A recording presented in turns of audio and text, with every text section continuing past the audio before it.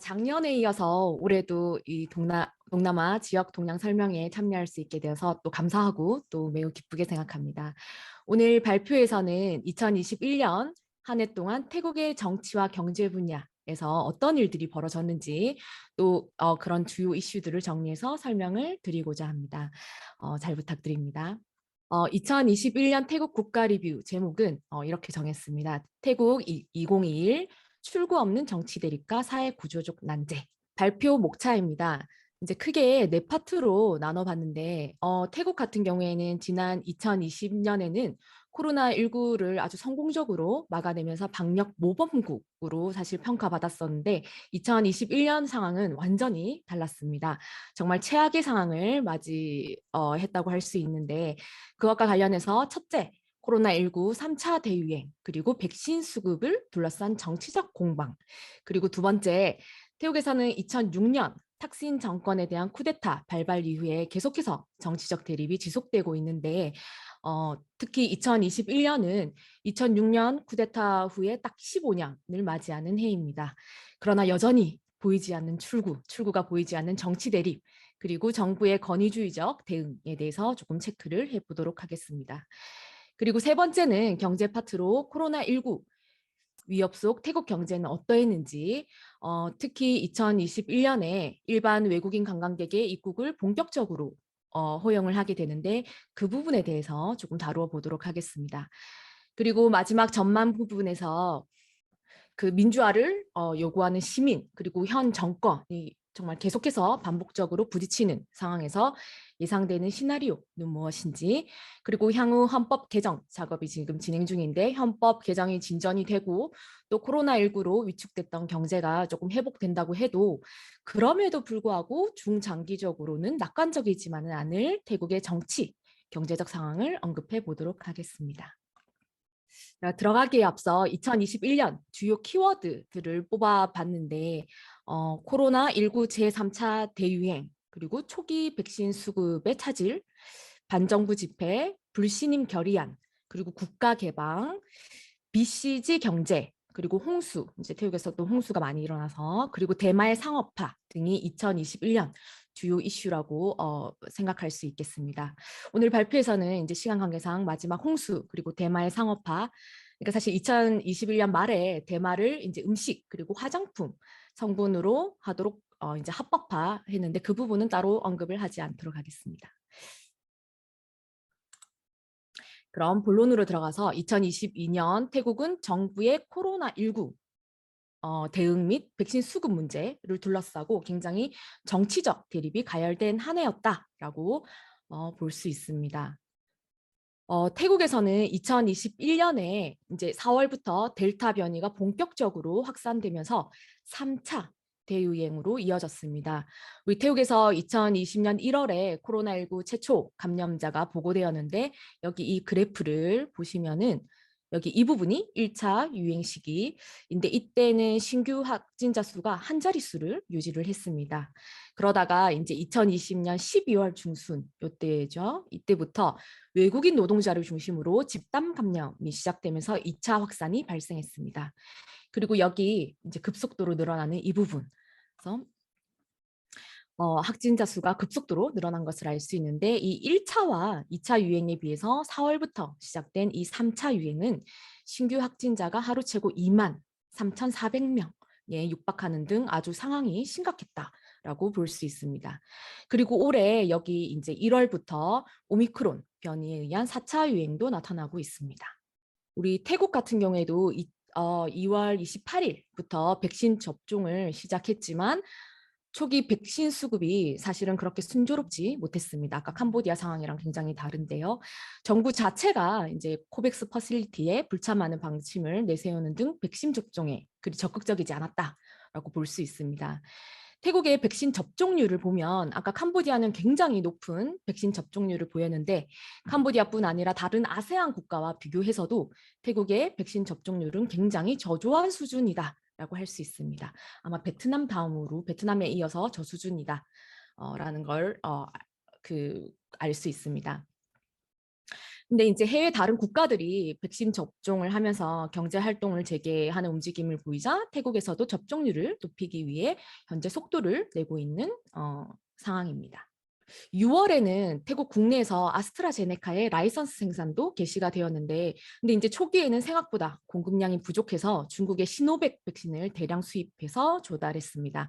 이른바 중국의 백신 외교를 통한 기증과 공급 등으로 접종을 아주 적극적으로 추진한 결과 12월 27일 기준으로 완전 접종률은 65.1%까지 끌어올렸습니다.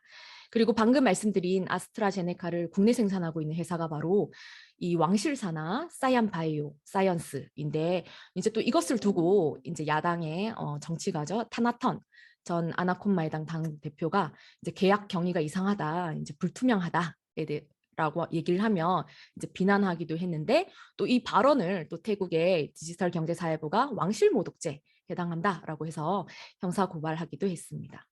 어쨌든 이러한 정부의 그 미흡한 코로나19 대응 그리고 늦은 백신 수급 등은 비판에서 자유로울 수가 없었습니다.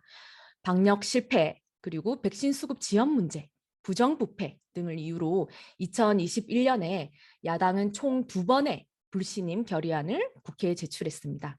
이제 결과적으로 2번 모두 부결되었습니다. 우리 이제 불신임을 위해서는 재적 의원 가반에 242명의 지지가 필요한데, 브라유 총리는 각각 206표 그리고 208표로 가반에 미치지 못하는 지지를 받아 신임되었습니다. 현재 군북의 정당, 이제 태국 같은 경우에는 군북의 정당 팔랑 빠라차라당 주도의 연립 정부를 구성하고 있습니다. 밑에 이제 그래프를 보시면 발족 초기에는 이 여당 연립의 의석수가 하원의 가반수를 겨우 넘는 숫자였지만, 여기 보시면 발족 그 후에 지속적으로 의석수를 늘려서 현재 276명으로 늘어났습니다. 근데 이제 이 내부에서도 주요 인사들이 자주 사임하거나 이탈하면서, 그리고 연립 정권 내에서 대립이 우려되기도 했는데, 최종적으로 이번에 모든 불신임안이 부결되면서 여당 연립의 결속이 확인되는 계기가 되었다라고 할 수 있습니다. 2000년대 중반부터 이제 시작된 태국의 정치적 상황은 아쉽게도 여전히 출구가 보이지 않습니다.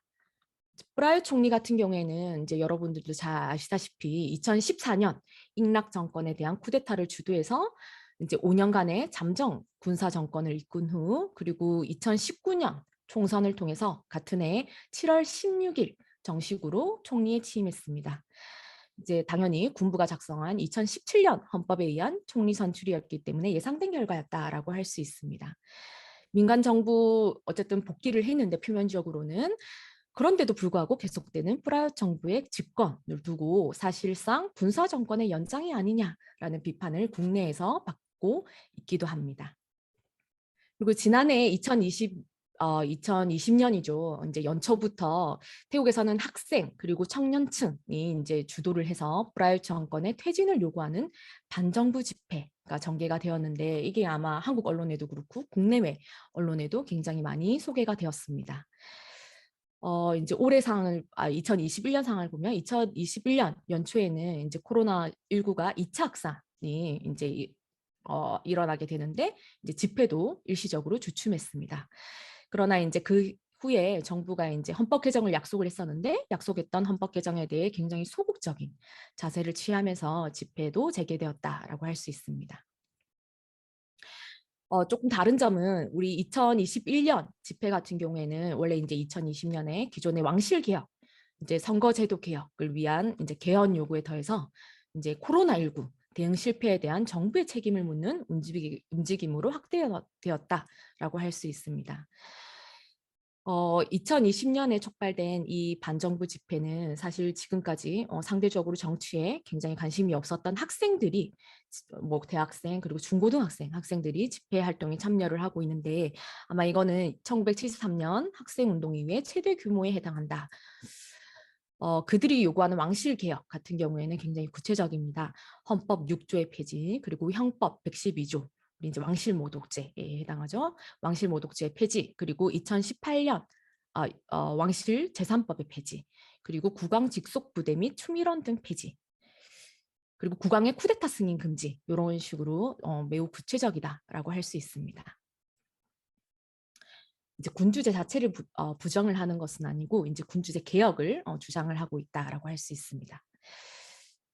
특히 이제 2021년 8월에는 아까 코로나 이제 3차 유행이 일어나면서 코로나 확진자 수가 연일 정점을 찍고 있는 굉장히 국가적 위기 상황에서도 이제 이 방역 실패에 대한 책임을 묻는 반정부 집회가 방콕에서 이제 지역 뭐 곳곳에서 진행이 되었습니다. 여기 이제 오른쪽 에 있는 사진이 8월 반정부 집회의 모습인데 여기 세 손가락 사인도 보이고 밑에 사진을 보시면 이제 경찰이 체류가스 그리고 고무탄을 쏘며 시위대를 굉장히 강경 진압하면서 무력 충돌한 모습도 이제 보실 수 있습니다. 그리고 2021년 9월에는 또 방콕에서 탁신파가 정부의 코로나 대응을 비판하는 대규모 시위도 열리기도 했습니다. 일단 프라유 총리 같은 경우에는 시위대의 요구를 받아들여서 헌법 개정을 추진하겠다라는 의지를 표명을 했습니다. 그러나 정부의 기본적인 입장은 사실은 현행의 선거제도 그리고 왕실 개혁에는 사실상 굉장히 매우 소극적인 게 사실입니다. 우리 헌법 개정에 대한 절차가 국회에서 지금 진행이 되고는 있지만 그러니까 2020년 12월부터 조금씩 진행이 되고 있지만 결과적으로 헌법 개정에 대한 초안을 검토하는 헌법기초회의를 설치하자는 제안에 대해서 최근에 여당이 이렇게 반대를 하면서 부결되었다라고 할 수 있습니다. 이제 이 앞서 3월이었는데 앞서 3월 11일에 헌법재판소가 이 헌법기초회의 설치는 합법이다라고 판결을 내린 바 있고 그러나 그 전에 국민투표가 필요하다라고 판단한 바 있었는데 여당이 이것을 인용하면서 이제 헌법기초회의 설치는 찬성을 하지만 개헌 여부를 묻는 그 전에 국민투표가 선행되어야 한다라고 주장을 하면서 반대를 한 것입니다. 그래서 만약에 이 국민투표를 실시한 후에 다시 국회 심의에 들어갈 경우 사실 개정 논의까지만 제가 어떤 언론 기사에서 봤는데 최대 1년을 걸릴 것이다라고 예상이 되고 있습니다. 특히나 이 현행 헌법의 제256조 같은 경우에는 이거는 이제 상원의 3분의 1, 상원 같은 경우에는 군부가 이제 임명제로 임명을 하는데 3분의 1 이상이 찬성하지 않는 헌법 개정은 불가하다라고 규정을 하고 있습니다. 심지어 이 256조를 개정하기 위해서는 국민투표마저 이제 실시마저 의무화되어 있습니다. 이처럼 태국에서는 이제 헌법 개정 작업이 진행이 되고 있지만 이 장기화가 예상이 되고 있다라고 말할 수 있습니다. 이제 정부는 이제 코로나19 방역을 이유로 이제 비상사태를 계속해서 연장을 하고 총 이제 15차례 이제 연장을 하고 그리고 왕실모 독재를 엄격하게 적용을 해서 집회를 규제를 하고 있습니다. 또한 이 비상사태 선언에 기초하여 국민을 두렵게 하거나 의도적으로 사실을 왜곡하여 비상사태에 관한 오해를 초래하는 뉴스의 보도를 금지하는 명령을 내린 바 있는데 이런 뉴스를 만약에 보도할 경우 그 웹사이트를 봉쇄할 거다라고 밝혔습니다. 그리고 이제 헌재가 최근에 그러니까 지난 2020년 8월에 있었죠. 탄마사대학 관련 학생 시위. 그러니까 그 시위를 주도한 주요 3명에 대해서 군부제 전복의 시도다라며 헌법 위반이라고 11월 10일에 판결을 내렸습니다. 특히 이 판결을 받은 3명 중 한 명인 여기 밑에 사진에 나와 있는 이 인물인데 파누사야라는 인물은 왕실 개혁과 관련해서 10가지 요구사항이 담긴 선언문을 낭독해서 해외 언론, 우리 한국 언론에서도 주목을 받았습니다. 참고로 이 파누사야 씨는 2020년 영국 BBC가 뽑은 올해의 여성 100인에 선정되기도 했습니다. 어쨌든 이러한 정부의 굉장히 권위주의적인 대응은 국제사회로부터도 적지 않은 비판을 받고 있습니다. 우리 미국 정부가 지난해 개최한 민주주의 정상회의에 사실 태국은 초청받지 못했는데 이 사실에 대해서 프라유 총리는 뭐 별다른 입장을 표명하지는 않았습니다. 그리고 2021년 정치권을 굉장히 조금 들썩이게 한 이슈가 있었는데 바로 이제 탁신파 정당 푸어타이당 전당대회가 동북부 지역인 건케엔에서 개최가 됐는데 거기 수석 고문으로 탁신의 딸이죠. 탁신 전 총리의 차녀 패텅탄 친나왓이 임명이 되었습니다. 그래서 최근 여론조사를 보니까 이 패텅탄이 차기 총리 후보로 이제 조금 등장해 있어서 이제 주목받고 있다라고 할 수 있습니다. 그리고 탁신 전 총리가 이제 SNS를 통해서 이제 클럽하우스 SNS를 통해서 2022년 연내에 귀국하겠다라는 의사를 밝혀 또 주목을 받기도 했습니다. 네, 그다음에 다음으로 경제 이슈로 넘어가 보도록 하겠습니다. 사실 태국은 2021년에 경제 회복이 가장 빠를 것으로 예상되는 국가로 주목받았지만 결과적으로는 애초의 기대에는 크게 미치지 못했다라고 할 수 있습니다. 우리 2021년 같은 경우에는 미국을 중심으로 세계 경제가 회복세에 이제 들어섰지만 태국 국내에서는 코로나19 감염이 최악의 상황으로 치닫게 되면서 발목을 잡았다. 국내 여러 기관들이 2021년 태국의 경제 성장률 전망치를 수차례 하향 조정했습니다. 이제 결과적으로는 2021년 성장률은 1.2% 정도로 예상이 되고 있습니다.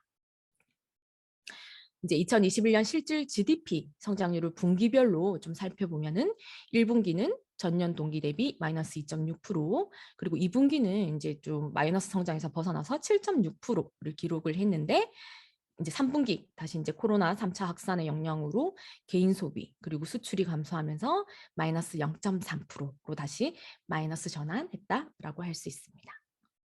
이제 아까도 말씀드렸지만 8월 중순에 태국에서는 연일 2만 명이 넘는 코로나 신규 확진자가 나오면서 상황은 굉장히 급속도로 코로나 상황은 악화를 했는데, 이렇게 확진자가 폭발적으로 증가하면서 정부는 3차 유행이 확산된 이제 방콕 그리고 수도권을 중심으로 이제 그 29개 주에 대해서 8월 3일부터 도시 봉쇄, 이제 록다운 조치를 취했습니다. 굉장히 엄격한 록다운 조치를 취했는데, 지역별로 통제 등급을 6개 등급, 여기 나와 있는 6개 등급으로 분류를 해서 엄격한 방역 지침을 적용했습니다. 이제 특히 이제 8월 같은 경우에는 확진자가 폭증을 했기 때문에 이 29개 주가 최고 등급인 최대 엄격 통제 구역으로 지정이 되면서 이제 이들 지역은 오후 9시부터 그리고 새벽 4시까지 통행이 금지되고, 그리고 생필품 그리고 식료품을 판매하는 슈퍼마켓, 약국 외에는 사실상 영업이 중단되었다. 그리고 식당을 방문하는 것 또는 이제 포장하는 것도 허용하지 않는 아주 강도 높은 방역 조치가 실시되었습니다. 근데 이제 다른 한편으로는 이제 이렇게 코로나 상황이 심각하지만은 이제 굉장히 관광 산업 같은 게 굉장히 침체되었었기 때문에 그것을 회복시키기 위해서 단계적으로 국경을 개방하겠다라는 방침을 정부가 발표를 했는데, 태국은 2020년 3월 이제 처음 국가 비상사태가 선포된 이후로 외국인 관광객의 입국을 전면 금지시키면서 굉장히 장기간 입국 규제를 해왔습니다. 이제 일반 외국인 관광객에 대한 본격적인 개방이 2021년 7월 1일에 푸켓에서 시작이 되었습니다. 물론 이제 작년에, 그러니까 2020년에도 특별 관광 비자로 이제 일부 외국인 입국을 허용하기도 했지만, 이제 그때 이제 12월부터 2차 확산, 코로나 2차 확산으로 큰 효과를 보지 못했습니다. 이 2021년 7월에 이제 시행된 푸켓 샌드박스라고 하는 프로그램 같은 경우에는 이제 백신 접종 완료자가 푸켓으로 입국을 하면은 그 섬 내에서는 격리를 면제해주는, 자유롭게 돌아다닐 수 있는 격리를 면제해주는 프로그램입니다. 이제 푸켓에서 14일 동안 체류를 해야 되고, 14일 체류를 하고 나면 이제 14일 뭐 그 전에 떠나도 되지만 14일 체류를 하고 나면 이제 PCR 검사에서 음성일 경우 이후에 타 지역으로, 이제 방콕이든 타 지역으로 이동이 가능한 프로그램입니다. 그래서 현재 이 샌드박스 적용 지역이 푸켓을 시작으로 수라타니, 팡가, 끄라비로 확대가 되었습니다. 코로나19 확산세 같은 경우에는 아까 8월 중순을 정점으로 진정 상태로 접어들었는데, 9월 1일부터 9월 1일부터 방콕을 포함한 29개 주에 대한 록다운 조치를 일부 해제하면서 경제 활동을 빠르게 정상화했습니다. 11월부터는 외국인 관광객의 입국을 본격적으로 태국에서 재개했는데, 이제 한국이 포함됐는데 한국을 포함한 63개국 국가 또는 지역으로부터의 항공으로 입국하는 백신 접종 완료자를 대상으로 격리 기간을 해제했습니다. 또 이때 이제 입국 절차를 간소화하기 위해서 사전 입국 승인 시스템인 타일랜드 패스를 도입하면서 이 관광 산업 회복에 굉장히 큰 힘을 쏟았다라고 할 수 있습니다. 이 오른쪽 위에 있는 이 마크는 이제 태국 정부가 승인하는 이제 서비스 및 위생 품질 인증 제도 샤 플러스 마크인데, 이제 참고로 처음 이제 태국에 입국을 하게 되면 PCR 검사 결과가 나오기까지 이제 그 전까지는 이 샤 플러스 인증을 받은 호텔에서 대기를 해야 합니다.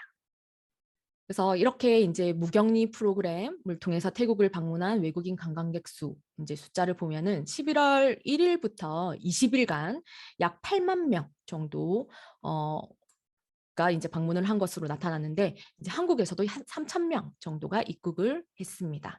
국적별로는 미국, 독일, 영국, 그리고 일본, 프랑스, 한국 순이었습니다.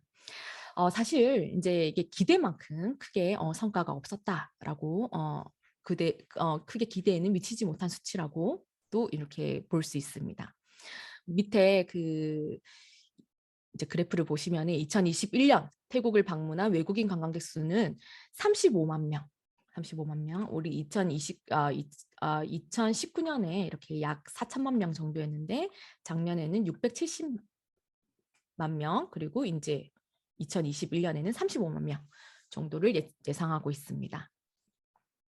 그리고 2022년에는 이제 750만 명, 2023년에 2,100만 명, 2024년에 3,500만 명 정도를 예측하고 있는데, 즉 2025년은 되어야 코로나19 이전에 이 4천만 명의 수준으로 회복될 것이다라는 보고가 있습니다. 최근 한국도 마찬가지겠지만 태국에서도 오미크론 변이가 빠르게 확산이 되고 있어서 관광산업의 회복 시기는 다시 불확실성이 커지고 있습니다. 이 4차 유행, 아까 그래프에서도 확인하셨는데 4차 유행이 현실화되고 있는데 12월 말 3천 명 전후로 진정된 신규 확진자 수는 2022년 1월 중순 8천 명 정도로 증가를 했습니다. 다시 약간 조금 소강 상태인 것 같습니다. 아쉽게도 이제 그 12월 21일 태국 정부가 이 샌드박스를 제외하고 아까 63개 국가 및 지역을 대상으로 실시했던 무격리 입국을 즉각 중단한다라고 이제 발표를 했습니다. 따라서 12월 22일부터 지금 잠정 중단된 상태입니다. 따라서 지금은 태국 입국 시에 백신 접종 완료자는 7일, 그리고 미완료자는 10일간의 격리가 필요하게 되었습니다. 다음으로 넘어가면 이제 브라질 정부 같은 경우에는 이제 군사 정권 때 2016년부터 타일랜드 4.0을 추진해 오고 있습니다. 우리 이제 이 정책의 핵심이 바로 동부경제해랑 EEC 개발을 중심으로 하는 대규모 인프라 프로젝트인데, 이 타일랜드 4.0과 함께 지속 가능한 새로운 성장 동력 사업으로 2021년 1월에 BCG 바이오 순환 그린 경제를 국가 의제로 채택을 했습니다. 이 경제 모델은 환경 문제에 굉장히 적극적으로 대응을 하면서 기존의 노동 집약형 산업에서 지식 집약형 산업으로의 이행을 목표로 하는 산업 고도화 정책이라고 할 수 있는데, 이제 약간 한계가, 이러한 산업 고도화 정책은 이시 개발도 마찬가지겠지만 외국 자본의 투자에 크게 의존하고 있다라는 한계가 있습니다. 참고로 이제 2021년 이제 분기별 외국인 직접 투자는 이런 식으로 분기별로 감소 추세에 있다고 볼 수 있습니다. 마지막 전망입니다. 프라요 정부 그리고 민주화를 요구하는 반정부 시위대가 계속해서 충돌하고 있는 상황에서 정부는 헌법 개정의 의지를 표명하면서 개정 작업에 돌입을 했습니다. 그러나 이제 아까 제가 앞서 말씀드린 것처럼 정부는 기본적으로는 군부의 정치 관여를 보장하는 이제 현행의 선거제도 그리고 왕실 개혁에 굉장히 소극적이다라고 할 수 있기 때문에, 따라서 기대만큼의 변화는 없을 가능성이 크다라는 것이고, 또 이제 헌법 개정안이 우여곡절 끝에 완성이 된다고 해도 이제 국민의 기대는 이제 둘째치고, 일단은 또 국민 투표 등의 절차가 남아 있기 때문에 헌법 개정의 장기화가 예상이 되고 있습니다. 이제 헌법 개정 과정이 장기화되게 되면 이제 당연히 국민들의 불만이 고조되어서 반정부 집회가 확대될 수 있습니다. 현재 반정부 집회는 코로나19 확대 여부에 따라서 굉장히 좌우되는 그 개최가 좌우되는 경향이 있지만 코로나 이후에 본격적으로 전개될 가능성도 배제할 수 없습니다. 만약에 이제 그렇게 될 경우에는 정부가 하원을 해산하고 그리고 조기 총선을 실시할 가능성도 있습니다. 생각할 수 있습니다. 근데 이제 아시다시피 이제 2017년 헌법이죠. 그러니까 그 현행의 선거제도는 이제 군사 정권 집권하에 작성이 되었기 때문에 다시 총선을 시행을 한다고 해도 정권 교체가 일어날 가능성은 불가능에 가깝다라고 할 수 있습니다. 우리 2017년 헌법에서는 총선 후에 5년간을 민간 정부 이양기로 규정을 하고 있는데 이 이양기가 만료되는 시기가 바로 2024년입니다. 이제 이 기간은 이 5년간의 이양기 기간 동안에는 상원의원 250명을 군부가 임명을 하고 그리고 총리는 상하원이 함께 선출을 하게 되는데 즉 여기서 이미 군부가 3분의 1의 표를 확보한 상태에서 이루어지게 된다라는 것입니다. 그리고 이제 프라유 총리의 임기 만료 후에 총선이 시행될 가능성도 있습니다. 우리 태국에서는 총리 임기가 4년 중임제인데 아까 프라유 총리 같은 경우에는 2019년 7월에 취임했기 때문에 재임 기간은 2023년 6월까지입니다. 사실 지금 이 프라유 총리의 임기에 대해서는 이제 법적 해석을 두고 조금 논란이 있긴 한데 이제 2022년 8월이다라는 의견도 있기도 합니다. 이제 야당에서. 그래서 어쨌든 뭐 어떤 경우를 생각하더라도 프라유 총리가 모든 임기를 채우고 난 뒤 총선이 실시되는 시기가 오더라도 이제 아직 이제 중요한 점은 이양기가 만료되지 않았다라는 점입니다. 말씀드린 대로 2024년 전까지는 상원이 함께 차기 총리를 선출하기 때문에 정권 교대는 기대하기 힘들다라고 또 볼 수 있습니다. 그리고 만약에 이양기가 끝난 2024년 이후에 이제 하원에서만 총리 선출이 이루어지는 경우에는 정권 교체는 이제 가능하겠지만 이제 또 요런 점 이제 근본적으로 정치 갈등의 불안 요소 이제 2000년대 중반부터 들어와서 예, 그 불안 요소가 해소되지 않았기 때문에 이마저도 낙관적이지만은 않다라고 할 수 있습니다. 우리 2000년대에 들어와 반복되고 있는 정치 대립의 원인이라고 할 수 있는데 경제 격차 그리고 사회 양극화 같은 경우에는 오히려 이제 코로나19 이후에 더 확대되었다. 라는 통계 수치들이 이렇게 나타나고 있는데 그리고 또 고위직 인사들의 부정부패 문제 같은 경우에도 여전히 심각합니다. 따라서 정권 교체에 성공한다고 해도 이러한 이제 사회 구조적 문제가 해결되지 않는 한 정치적 악순환은 반복될 것이라고 보입니다. 끝으로 경제 전망을 조금 살펴보면 태국 경제는 코로나19로 인해서 그동안 위축된 만큼 향후 굉장히 빠른 속도로 회복될 것으로 물론 생각이 되지만 이것을 또 중장기적으로 이제 봤을 경우에는 또 전망이 그리 밝지만은 않다. 우리 현재 또 4차 유행의 움직임이 본격화되고 있어서 2022년 이 경제 회복의 시기에 대한 불확실성도 커지고 있는 상황입니다. 프라유 총리 같은 경우에는 이제 타일랜드 4.0 그리고 이제 BCG 경제 같은 이런 산업 고도화 정책을 굉장히 적극적으로 추진을 하고 전개를 하고 있지만 아까 말씀드린 대로 이들 경제 정책 대부분이 해외 투자에 의존을 하고 있다라는 한계가 있습니다. 특히 이제 최근 2년 동안 코로나19로 인해서 해외 투자가 굉장히 위축된 상태이기 때문에 이제 이들 사업이 크게 진척이 없는 상황이다. 그리고 또 하나 정정 불안이 계속해서 장기화되고 있기 때문에 이러한 위축된 투자 분위기가 더욱 악화될 가능성도 남아 있습니다. 그리고 또 한 가지가 태국은 이제 다른 아세안 국가와 비교했을 때 굉장히 상대적으로 높은 임금 수준 같은 걸 또 생각했을 때 시장 경쟁력이 감소하고 있다라고도 볼 수 있습니다. 그리고 이제 무엇보다 굉장히 급하게 진행되고 있는 저출산 고령화 그리고 만성적인 노동력 부재 문제 이제 이런 문제들도 해결되지 않은 난제로 남아 있어서 이제 중진국 함정에서 벗어나기 힘든 상황이 전개되고 있다라고 말씀드릴 수 있습니다. 참고 문헌입니다. 네, 이상으로 2021 태국 국가 리뷰 발표는 여기서 마치도록 하겠습니다. 네, 안녕하십니까. 태국 국가리뷰 토론을 맡은 부산외국어대학교 태국어과 옹지인입니다. 이민희 선생님의 태국에 관한 이제 발표 잘 들었고요. 또 이렇게 저에게 이렇게 토론의 기회를 주셔서 태국뿐만이 아니라 동남아시아 전반에 대해서 이제 여러 가지 의견을 나눌 수 있는 그런 기회가 된 것 같아 기쁩니다. 이민 선생님 오늘 발표 너무 잘 들었습니다. 2020년에 학생 반정부 집회가 한국에서도 크게 주목받았기 때문에 저도 더욱 작년 2021년에는 어떻게 진행이 되고 있는지 상황이 궁금하던 차였습니다. 오늘 발표를 듣고 그 궁금증이 조금은 해소가 된 것 같습니다. 제 경우에는 코로나가 막 창궐하기 시작한 때인 2020년 초에 태국에서 이제 귀국을 했고요. 지금까지 태국을 한 2년 넘게, 2년 정도 방문을 하지 못하고 있는데요. 현 코로나 상황까지 잘 정리를 해주셔서 앞으로 이제 혹시 입국을 하게 된다면 입국에 대한 정보도 이제 궁금했었는데 그거에 대한 정보도 함께 얻을 수 있었던 것 같습니다.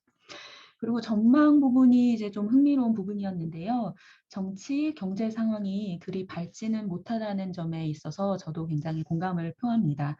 특히 사회 구조적 여러 문제들이 해결되지 않기 때문에 전망이 낙관적이지 않다라고 말씀해 주셨는데 이 부분에 이제 저도 동의를 하고요.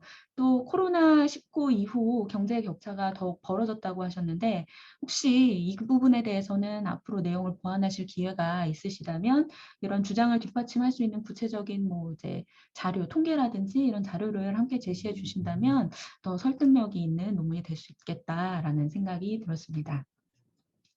제가 2021년 태국을 돌아봤을 때 궁금했던 점들을 좀 추가적으로 준비를 해봤는데요.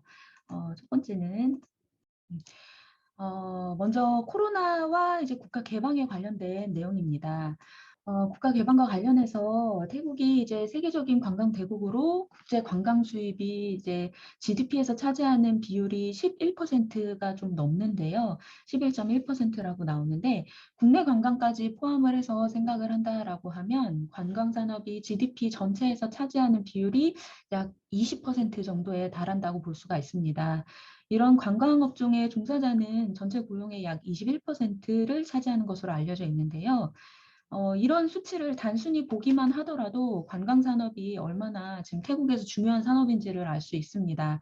따라서 코로나19가 얼마나 태국 경제에 큰 손실을 끼쳤을지는 감히 상상을 할 수가 있는데요. 선생님께서도 오늘 발표해 주신 것처럼 태국이 코로나19 3차 확산성에서도 외국인 관광객 입국을 좀 빠르게 재개한 것 같습니다. 그래서 궁금한 점이 아까 소개해 주신 푸켓 샌드박스나 테스크앤고 프로그램은 어느 정도 성과나 효과가 있었는지 혹시 아시는 것이 있다면 좀 말씀해 주시면 감사하겠습니다. 특히 테스트앤고 같은 경우에는 큰 기대에는 미치지 못했다라고 잠깐 말씀을 해주신 것 같은데 사실 태국 측에서도 기대는 좀 많이 했었던 것 같아요.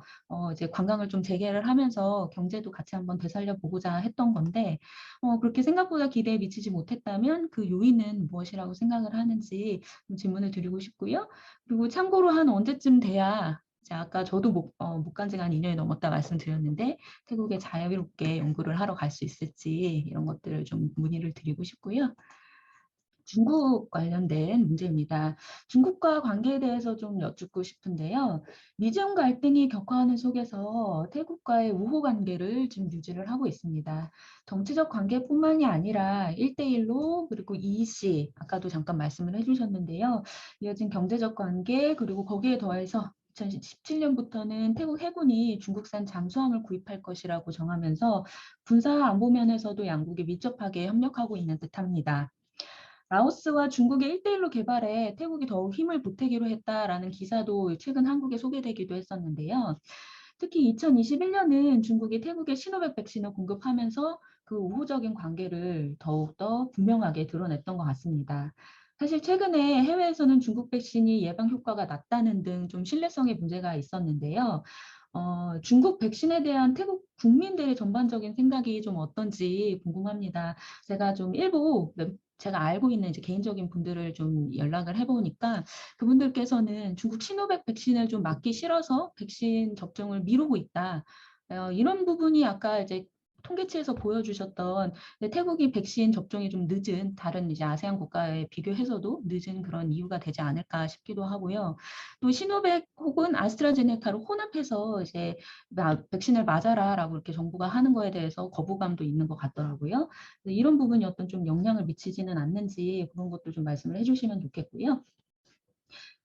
그리고 태국이 이제 일반 국민들을 대상으로 시노백 백신 접종을 진행하고 있을 때 태국 군 일부 인사가 태국 적십자에 모더나 백신의 공급을 요구한 서면이 SNS를 통해 유출되면서 태국 내에서 크게 논란이 된 것으로 압니다. 그래서 이런 이제 백신 부분에 관련된 것을 좀 중국과의 관계로 해서 이제 말씀을 해주시면 좋을 것 같고요.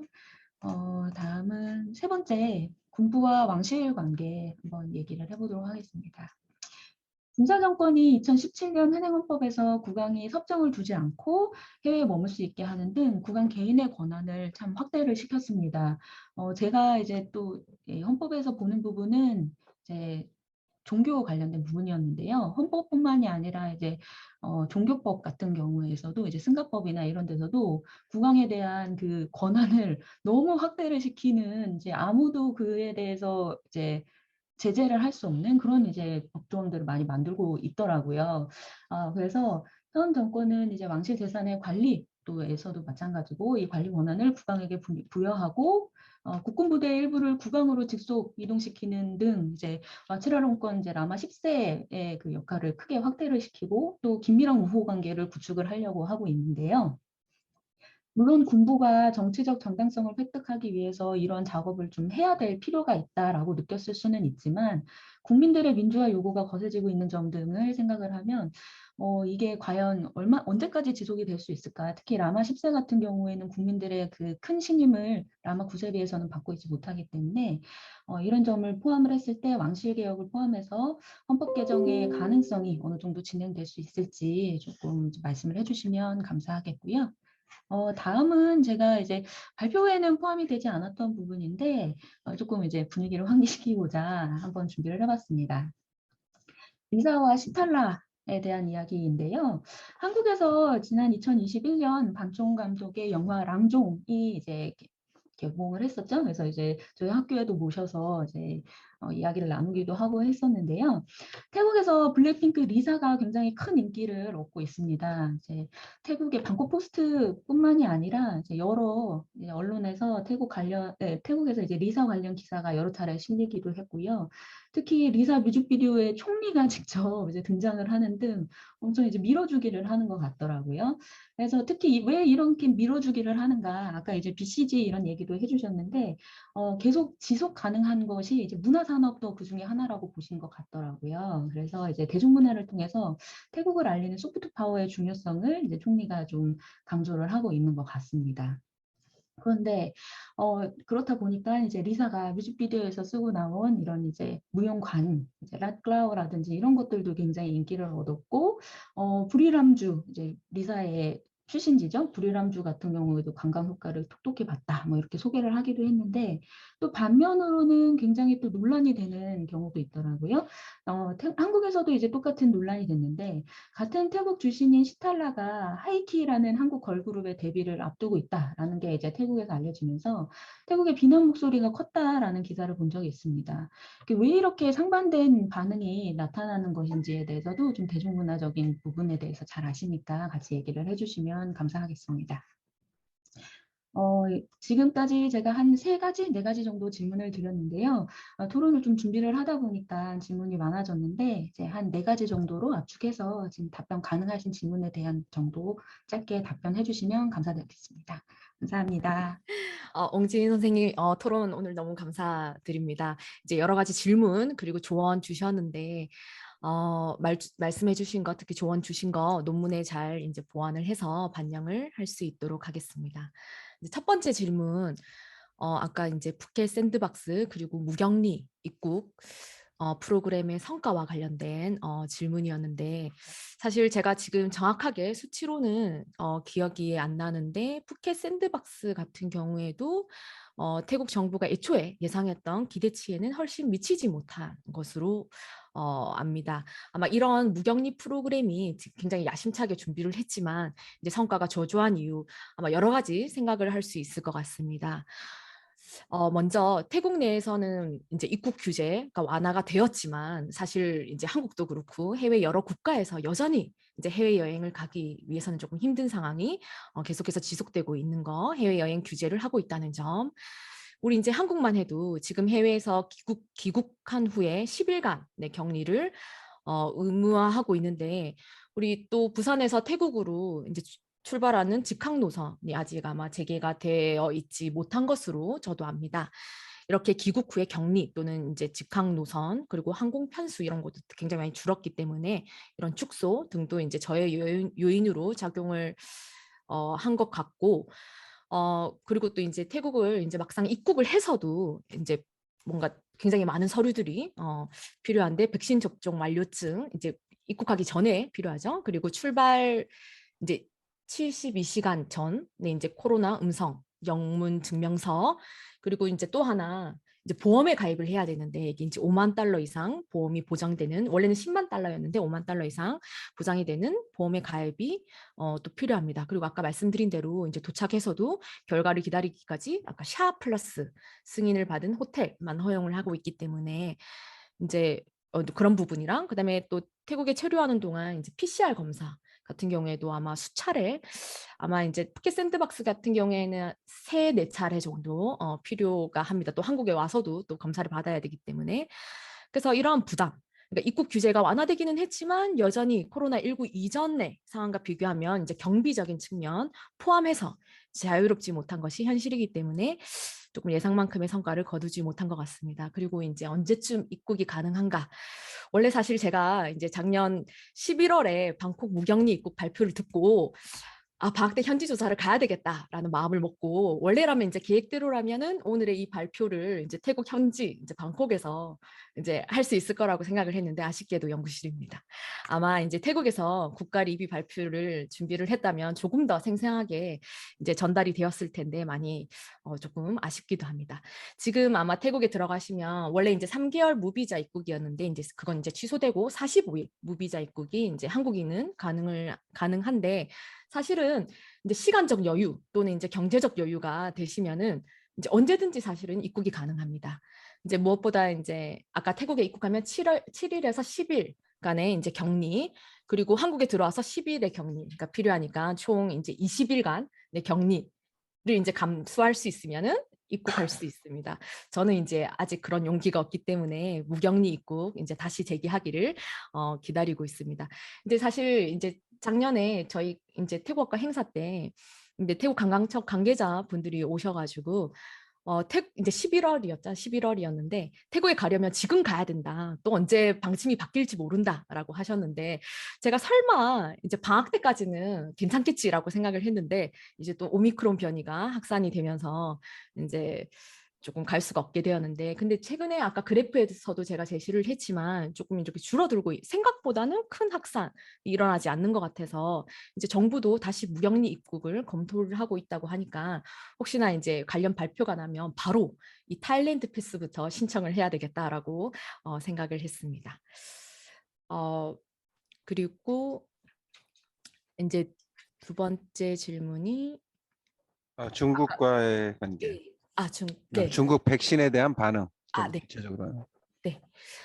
사실 이제 중국과의 관계 같은 경우에는 이제 급속도로, 그러니까 2014년 태국에서 이제 군사 정권이 발족하면서 굉장히 급속도로 밀접해졌는데, 왜냐하면 당시 이제 해외 다른 국제사회가 외면하는 와중에 중국이 굉장히 현 정권을 지지하면서 이제 그때부터 정치, 안보, 경제 분야에서 협력 관계가 굉장히 밀접해졌습니다. 아까 시노백 백신에 대한 태국 측의 반응 이제 물어보셨는데 현재 시노백 백신은 더 이상 태국에서 접종을 진행을 하고 있지는 않습니다.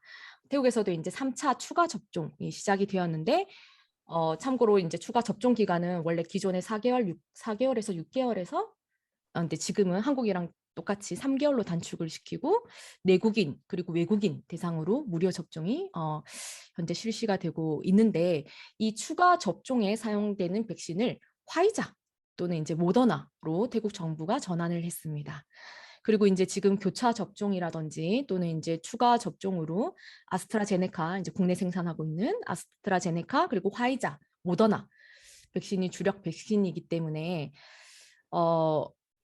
이제 태국에서도 어떻게 이렇게 전환을 한 거를 보면 아마 국민 반응, 뭐 신뢰도라든지 이런 반응을 신경을 쓴 것은 아닌가라는 생각이 들었고 이제 이 방침에 대해서 특별히 이제 중국 정부도 별다른 말은 하고 있지 않은 상황인 것 같습니다. 네, 왕실 개혁 포함해서 헌법 개정의 가능성을 이제 물어보셨는데, 아까 전망에서도 이제 말씀을 드렸듯이 이제 헌법 개정 작업은 진행이 될 테지만 아마도 결정적인 부분에서의 개정은 아마 없지 않을까라고 생각을 하고 있습니다.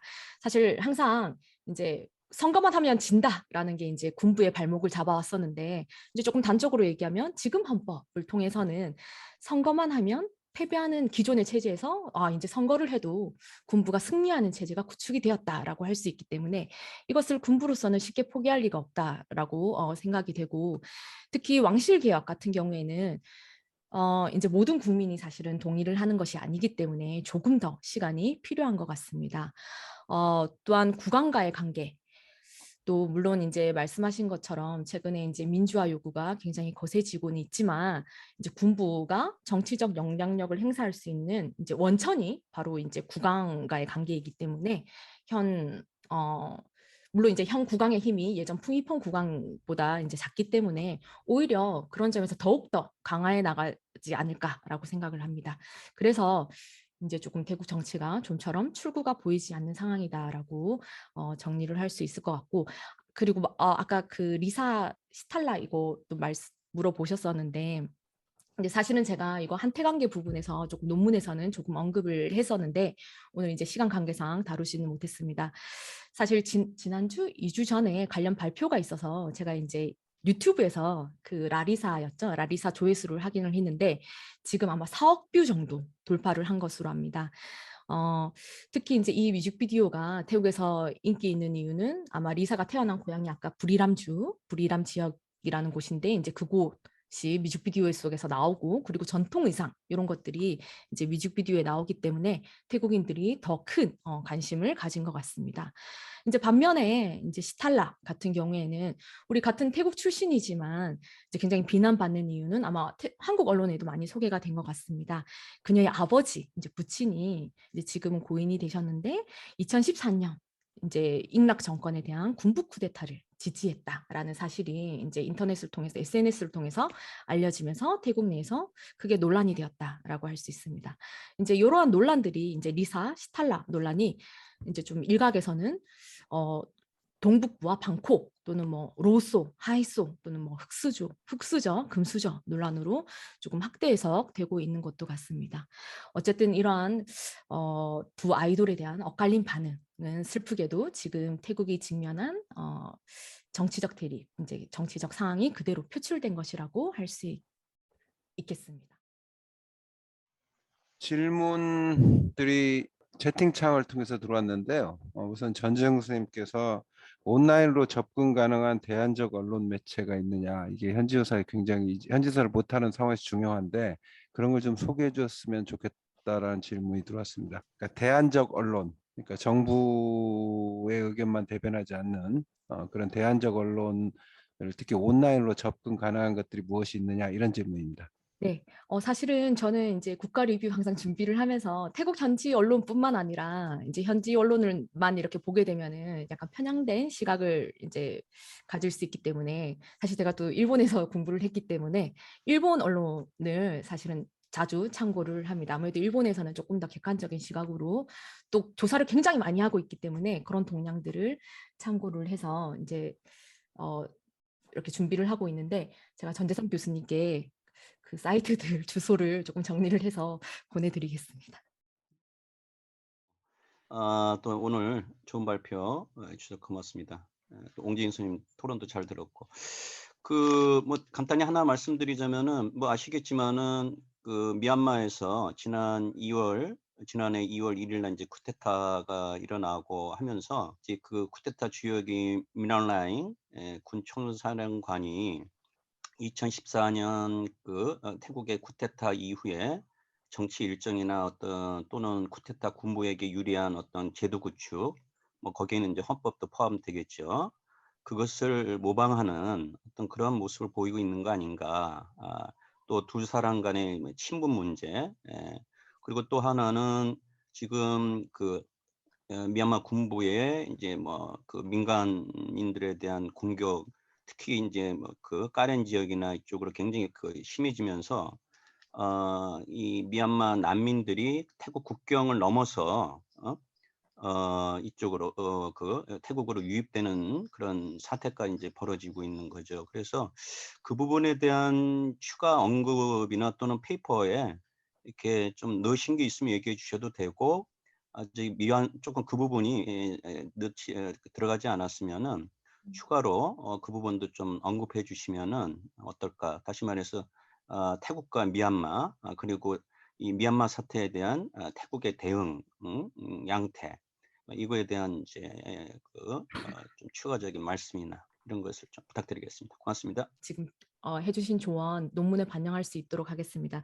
사실 넣지는 못했는데 굉장히 조금 더 조심스러운 부분이기도 해서, 근데 최근에 이제 제가 언론 기사를 정리를 하면서 이제 난민들이 미얀마로부터의 난민들이 이제 태국 국경을 넘어서 또 태국 측에서 받아들였다라는 언론 기사를 또 보기도 했고, 근데 이제 중앙 정부 입장에서는 이제 양면적일 것 같아요. 이렇게 좀 친분이 있기도 하지만 이제 반정부 집회가 미얀마에서도 이렇게 이제 활발하게 일어나고 있기 때문에 이제 그런 부분, 다시 또 태국이 자극을 받아서 태국에서도 좀 이어지지 않을까, 이런 부분들을 생각을 하고 있는 것 같습니다.